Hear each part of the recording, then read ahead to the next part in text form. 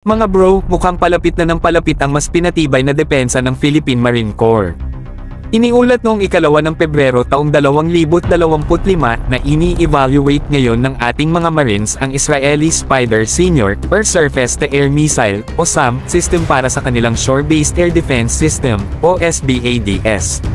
Kung tuloy ito, magiging perfect match ito sa Philippine Air Force's Spider Missile Systems, na kasalukuyang ginagamit na para sa air defense ng bansa. Pero bakit nga ba mahalaga ito mga bro? Simple lang. Proteksyon ito para sa ating Coastal Defense Regiment, lalo na sa kanilang BrahMos anti-ship missile batteries. Ibig sabihin, habang binabantayan ng mga BrahMos ang ating karagatan laban sa mga dayuhang sumasalakay, ang Spider Senior, or naman ang magiging kalasag sa ere laban sa air threats. Powerful talaga ang Spider Air Defense System.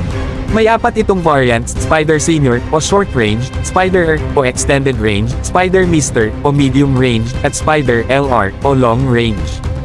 Kapag natuloy ang Spider Senior, per acquisition ng Philippine Marines, aba mga bro, multi-layered air defense na tayo.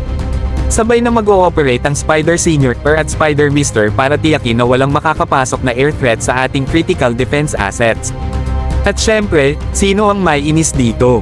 Alam na, lalong magdadalawang isip ang China na paglaruan tayo, dahil kung hindi sila natatakot sa BrahMos, tiyak na matatakot sila kapag may air defense shield pa tayo sa itaas.